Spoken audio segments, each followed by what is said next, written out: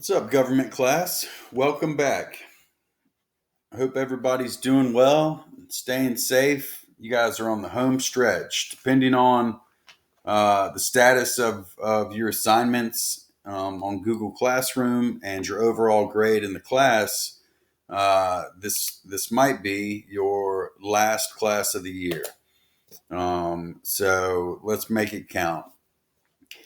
We're actually talking today about, we're still sticking with the state and local government theme, and we're going to talk about three new positions: lieutenant governor, comptroller, that's Comptroller,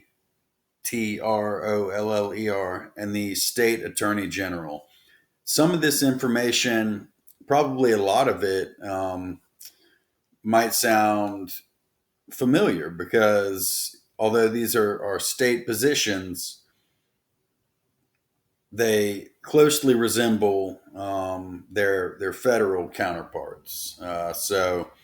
In terms of role and powers, there's a lot of overlap.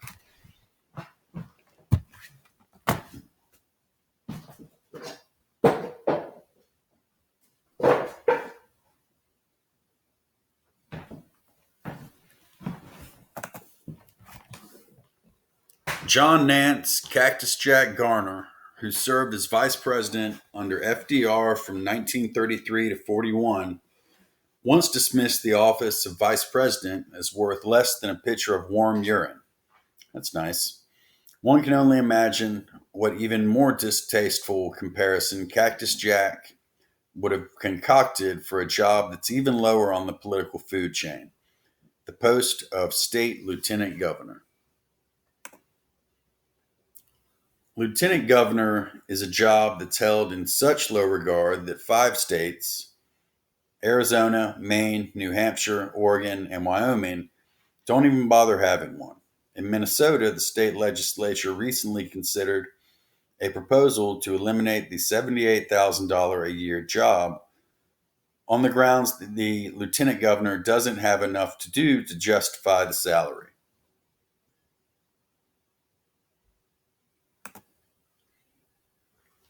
There is one section in the state constitution that mentions the position, saying that the lieutenant governor is elected with the governor for the purpose of succession.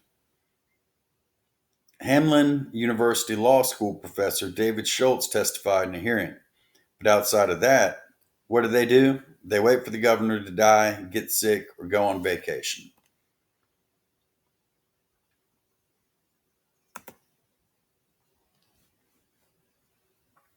Becoming lieutenant governor.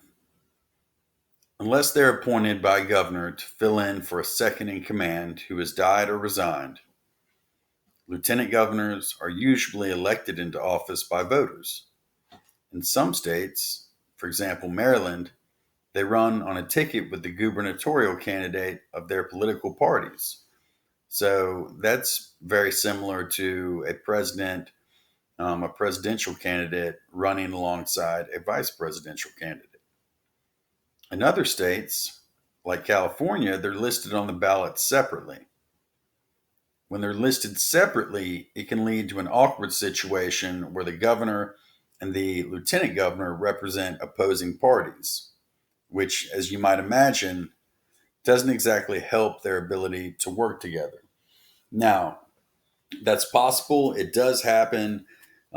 It's not very common because it makes sense that if a state's voters vote for a governor of a particular party, that they would also vote for a lieutenant governor from that party. So it's rare, but it does happen. For example, in the late 1970s, Republican Mike Curb, music producer who penned the commercial jingle, "You Meet the Nicest People on a Honda, Go Little Honda," was elected second in command to a liberal Democratic governor, Jerry Brown. While Brown was absent from the state for long stretches during an unsuccessful presidential run, Curb took his place and used his authority to appoint judges, which created a political mess for Brown. So Curb comes in, appoints judges that um, don't coincide with the governor's uh, political philosophy or political goals. So the governor, in running for president, basically left a void in state leadership that allowed Curb to implement his own agenda, even though he was in a position that, like we've said, typically is ceremonial.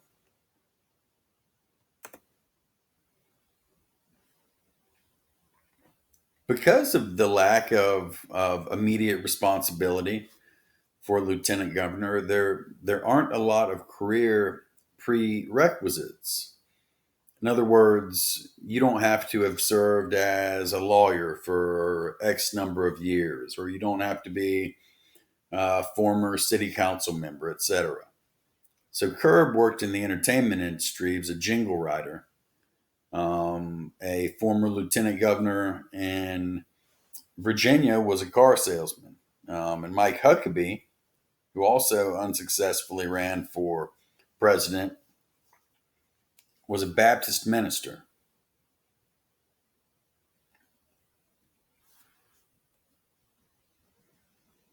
which is, well, never mind. A lot of lieutenant governors have backgrounds serving in other government posts, though. So in Delaware, Lieutenant Governor Matt Dinn was his state's insurance commissioner. We'll probably talk about that position um, next week. We'll mention it today if we have time, but we've got two more positions after this, so we might not have time. So, a strange quirk in Pennsylvania's constitution allowed Joe Scarnetti to ascend to lieutenant governor and still keep a seat in the state senate. Sean Parnell, who became governor of Alaska when Sarah Palin stepped down in 2009, worked as a legislator and a private sector attorney.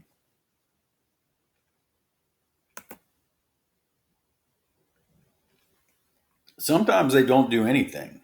Like in the 1990s, former Maryland Lieutenant Governor Mickey Steinberg had a falling out with his boss, the governor, Paris Glendening, over tax legislation. And since the Maryland Constitution lets the governor choose his second in command's duty, Glendening just didn't give him any duties. He let him attend various gatherings in a ceremonial role, but the governor chooses what the lieutenant governor does. So if he doesn't want him to do anything, if he wants him to stay out of the public sphere, then he can pretty much make that happen. Other lieutenant governors take a more relaxed approach to the job. So in Orlando, Florida Lieutenant Governor Jeff Kotkamp, they looked at his schedule, discovered that in 22 months, there were 60 weekdays, the equivalent of 2 months, in which Kotkamp had no appointments at all. During that time, the state spent $425,000 on air flights for him. Two-thirds of which were from Fort Myers, where he owned a vacation home. So the lieutenant governor, his lack of day to day nitty gritty political work to do allows them a lot more leeway in how they use their schedule. And in this case, it's certainly an abuse of that freedom.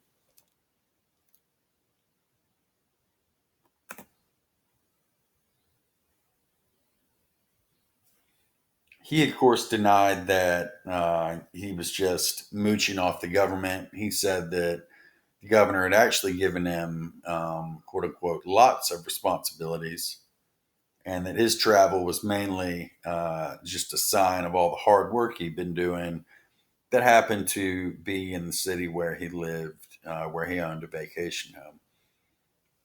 Some people decide to have a little fun on the job. And in 1974, the former lieutenant governor in Delaware, a man named Gene Bookhammer, actually competed uh, in a competition to see who was faster at putting clothes on a female mannequin. Reportedly, Bookhammer lost, although I was not there.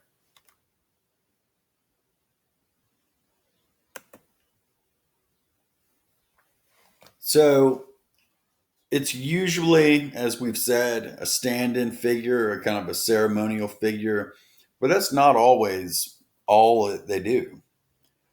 In 30 states, Mississippi, Washington, North Carolina, Texas, and others, the lieutenant governor also doubles as the presiding officer of the state senate. A lot of them have power to set the rules and control the direction of debates, to determine which committees consider legislation, and even determine the order in which bills are considered. Several even have the power to pick which senators sit on various committees or chair them. That's a lot of power.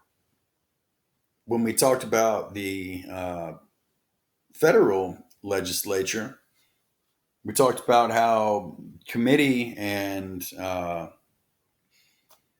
committee chairmen are appointed by the Senate majority. So again, a situation where you could have conflicting viewpoints, sort of sharing leadership at the legislative level. Actually, you know what, guys, that's really always the case.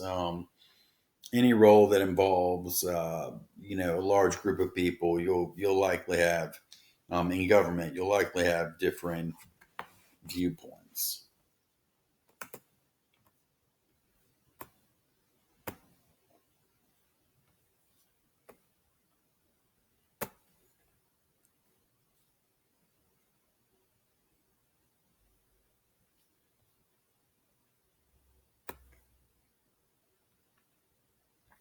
So authority like that allows them to sort of quietly exert their power.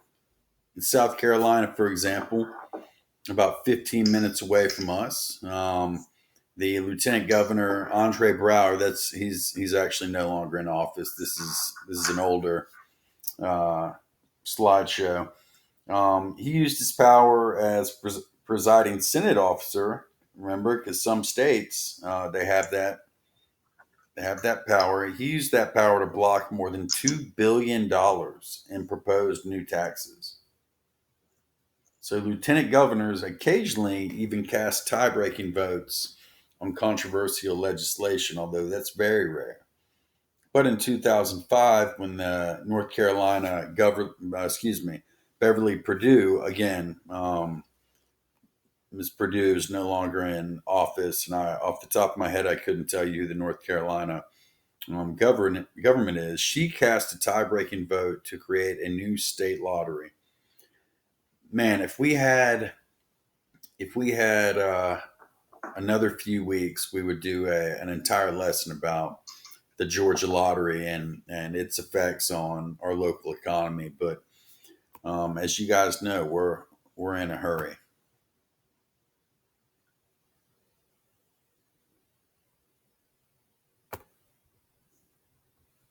When San Francisco Mayor Gavin Newsom, again, he's now governor, for the Democratic nomination for governor of California, he derided or really chewed out the lieutenant governor's office as a largely ceremonial post. But a year later, when he realized that he wasn't going to become the governor, he suddenly said, you know what, maybe lieutenant governor is a little more important than I gave it credit for. So he decides that he wants to run for lieutenant governor. Why did he say he did that? He claims he didn't previously appreciate the importance of the lieutenant governor, um, not recognizing their side duties, such as heading the California Economic Development Commission and serving as a University of California regent. So it's likely that he quote unquote realized that it was important when he realized that that was maybe the only office he was going to win that year.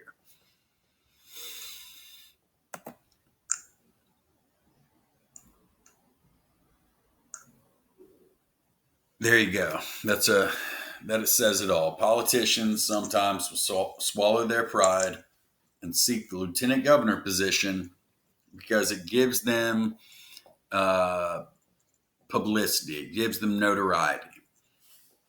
And if they want to eventually run for governor, it's good for people to know their face, to know that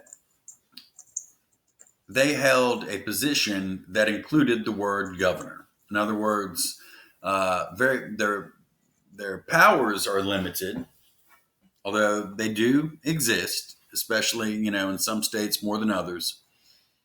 Um, but their profile, in terms of just being a presence in that state's political scene, the profile it can be pretty high. So that's a good way if you want to transition into the governor's office or hire. Maybe you want to be uh, a senator or something like that. Sometimes lieutenant governor positions can give you a chance to enter the political arena or to raise your status in the political arena on the way to something bigger and better. So between 1980 and 2006, 56 lieutenant governors went on to become the governors of their states, compared to 53 state senators, 28 U.S. Congress members, and 24 attorney generals and 19 mayors. That's a big, that's an impressive number. Between 1980 and 2016, so in 26 years, 59 lieutenant governors went on to become the governor of their states, compared to 53 state senators, 28 U.S. Congress members, 24 attorney generals, and 19 mayors. So clearly, lieutenant governor is the position most often um, held by somebody before they become governor.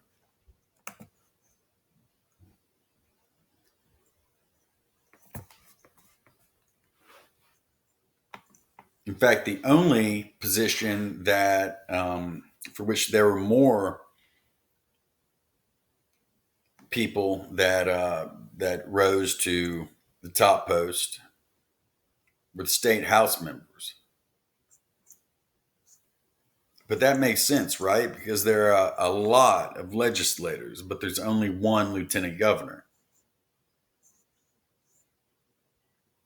So really, the second in command has about a 1 in 4 chance of eventually getting the top guy's job. But a state assembly member has a 1 in 100 chance, a 1 in 100 shot.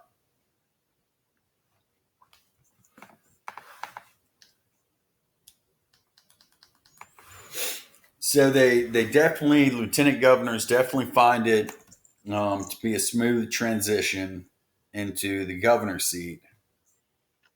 But so far, only one of them, old Calvin Coolidge, has gone from lieutenant governor to U.S. president.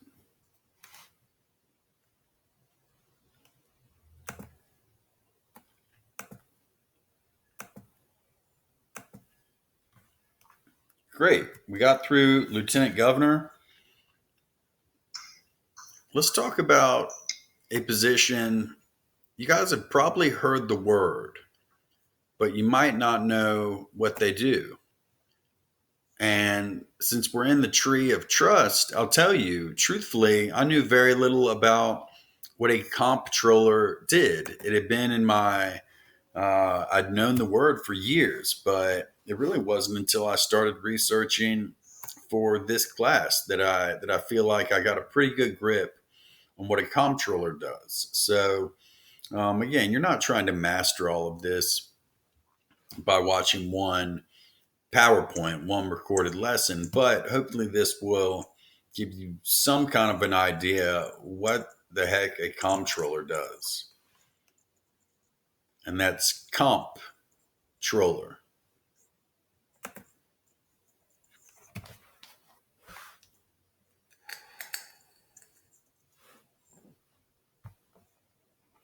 So what's that? Most of y'all have heard that word, but most people don't know what it means. It's pronounced controller, spelled comptroller. I'm pretty sure I've said it wrong the last few times I've said it, but that's okay. Either way, it goes back to the 1400s. The Middle English, the English spoken at the time, combined the word comptroller with the Middle French word compter, from the verb meaning to count.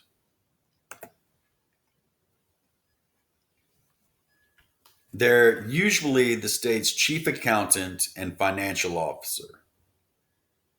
They can be appointed or elected, and they have all of these responsibilities. They oversee the state budget, and we'll talk about the treasurer as well, the state treasurer, but the comptroller, I keep saying it wrong, the comptroller is essentially a state's chief accountant or financial officer. So they oversee the state budget, which for some states is billions of dollars. They audit state finances. We also have a chief auditor. They ensure the state's tax dollars are being well spent and not wasted through fraud and abuse. Pay state employees and oversee their pension funds, prepare financial reports for the state, examine government contracts, collect taxes and funds to pay for state programs, educates the state citizens about tax issues. Now, when I say that they have those responsibilities, does that mean that a comptroller in your state shows up to work each morning, sits down with a bucket list that says, ensure the state's tax dollars are being well spent, and says, all right, well, that's my task for today, along with these other, five things. No, these are processes or areas that the comptroller is involved in, and may oversee, but is not single-handedly doing these things. That would be impossible.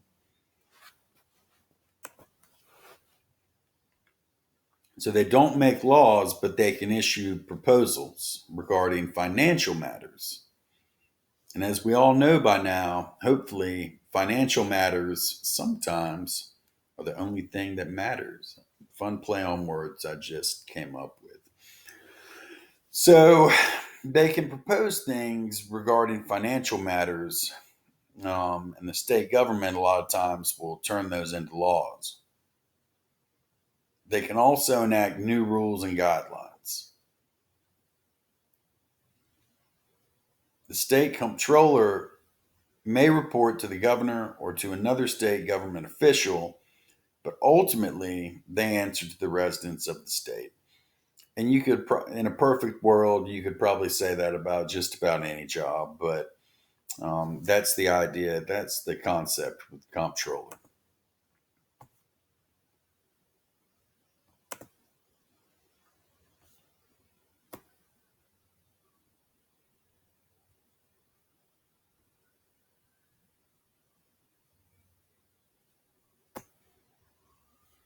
So let's start with the state treasurer. Who's our state treasurer in Georgia?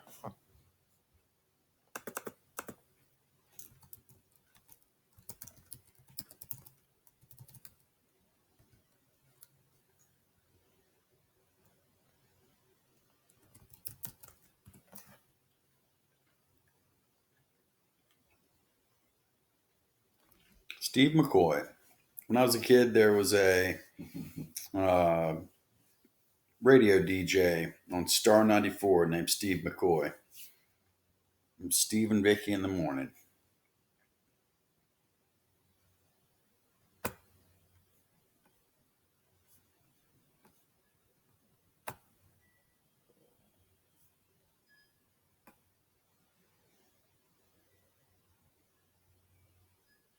So we'll go through state treasurer and then we'll call it a day.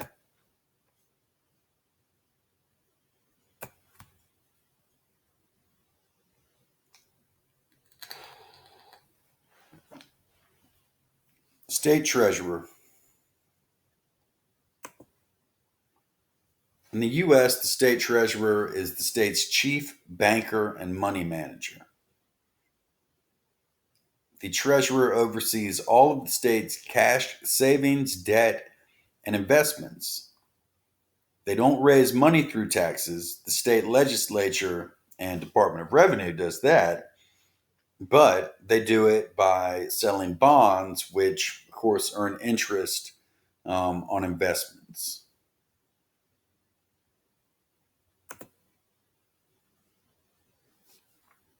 State treasurer serves 4-year terms, but in a couple of states, Texas and New York, um, instead they have comptrollers, which of course we just talked about. State treasurers, like comptrollers, can have any number of backgrounds, but a lot of them, and this makes sense, come from finance and investment banking. A lot of them are lawyers or have business degrees or both.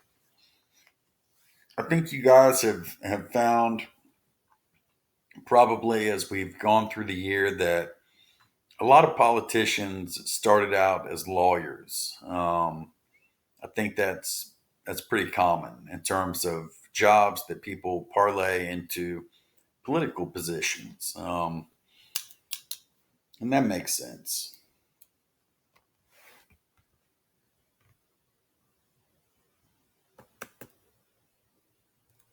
Since state treasurers are elected, they regularly have political experience. Treasurer Bill Lockyer of California served as the state attorney general and as a state senator before running for treasurer. And for some people, it's the state treasurer's office is a stepping stone to higher political ground. So, Kay Bailey, again, this is an old PowerPoint. I've had it for quite a while now. Is stepping away from, she's a senator and she served in the state legislature before becoming treasurer. It's a U.S. senator, not a state senator. Being the state banker, treasurer oversees all withdrawals and deposits from state and local governmental agencies. So he or she has to keep records of all state debts and credits, and he has to report those records, those receipts to the state legislature. So it's a state bank. The Treasury also processes checks to state employees and vendors.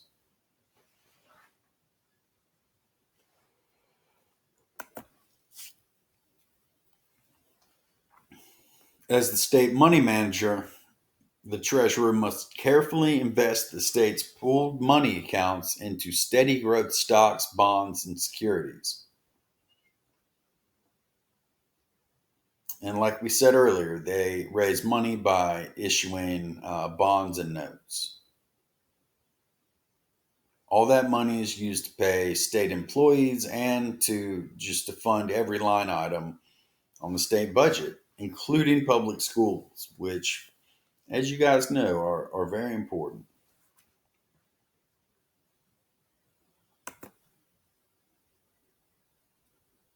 They also oversee the state's unclaimed property division. And of course, the amount of unclaimed property in a state depends greatly from state to state, but most require businesses like insurance companies, banks, and investment firms to give any unclaimed funds to the treasurer. So basically, if the client hasn't contacted them for X amount of years, they're supposed to turn that over. When we say surrender, turn it over to the treasurer. So, like in Pennsylvania, for example, they're holding more than $1.5 billion in unclaimed property. California has more than 5 billion, according to 11.6 million people.